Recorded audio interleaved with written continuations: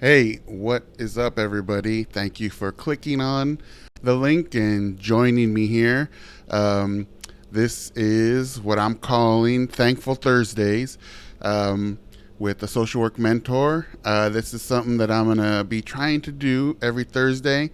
What the purpose of this is the a lot of times in the job that we all do as social workers, we sometimes see that it feels like there's so much that is kind of challenging us and really making the job hard. And it's easy to focus on the negative and focus on all the things that are challenging us. But I really want to make sure that we all remember that we can take a step back and be thankful for the things that we do have, for the opportunities that we do have, and for what as social workers we are able to do. I'm having some little technical issues, so let me fix this here. Hold on. There we go. One thing that I was going to say is that for anybody that's been watching any of these, I'm continuing to try these things out and test them out to see just how I can get things set up so that I can continue to hopefully provide useful and actionable information to any of you out there that are interested. So, that being said, I wanted to just get started, and now that I've kind of framed why I'm doing this and the purpose for what's going on here, I just wanted to get to a couple of the things. So, first of all, this time that we're in is clearly unprecedented and new ground for everybody, and we are all just trying to make the best of the situation and do the best that we can to continue to serve people, continue to do the job that we've always done as social workers. And in the process of doing that, we can sometimes lose ourselves in the work.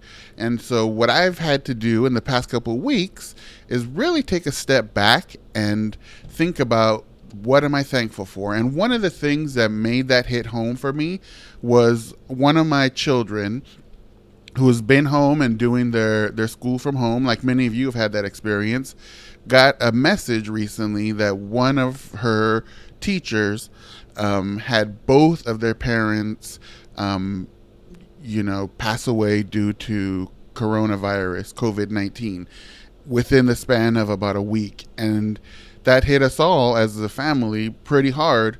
And I know that so many of you out there have had either family members or friends or clients who have all been impacted in many ways by this situation, and hopefully not too many in the ways of this teacher. But when I thought about the impact to that person to lose their parents in a very short amount of time to this particular thing, I just felt so grateful and thankful that at this time, myself and my immediate family and my friends were all healthy, and we are all able to support each other and be there for each other.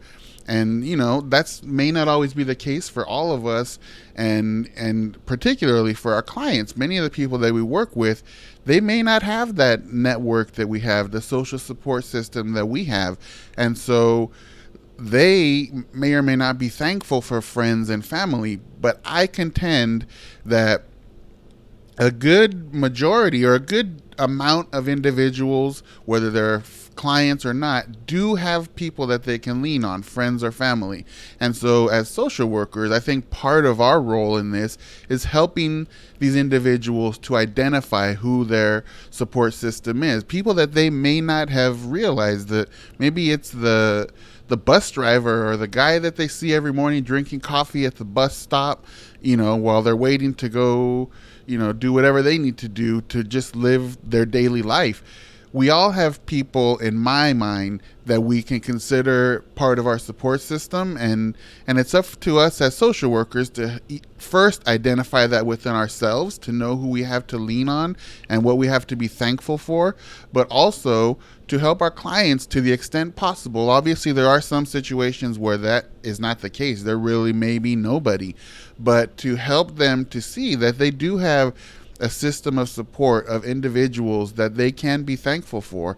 And so that's kind of a challenge that I throw out to all of us, is when we have clients who need a little assistance to identify that, let's do that work during these times. This is part of what we can do to help our clients to make it through this.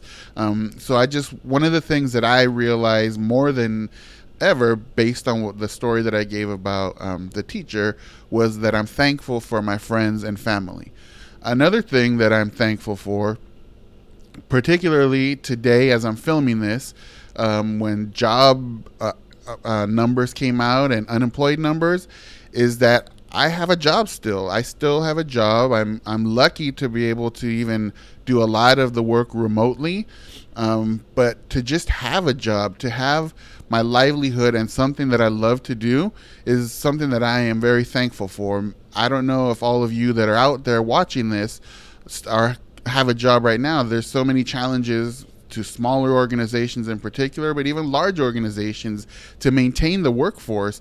And so for me, one of the things that I am thankful for is that I do currently have a job. And that point caused me to also think about, for those of us who have been around a while and still do have our job, I really thought about how thankful I am for the opportunities I've had over the past 25 years to impact people's lives. And something that we don't always think about is that we may do some direct service with an individual or a family and think that's it, that was our impact.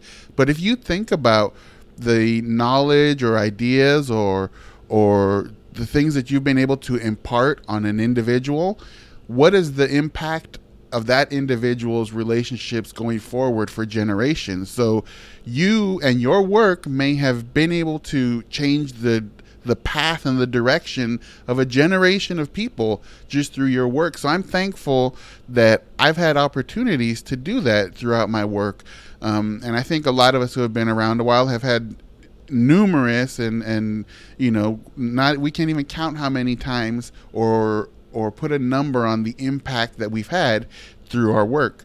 For those who are just getting into the field or even thinking of getting into the field, and that's a lot of what Social Work Mentor is about, really trying to provide a space and some knowledge and advice and wisdom to up and coming social workers. For those of you to think about in terms of jobs and what you have to be thankful for, is kind of what those of us who have been around a while, you can look forward and think about all the people that you will be able to impact throughout your career, no matter which way you go, whether you're working in a school or in a hospital or child welfare or adult and aging populations, any number of areas.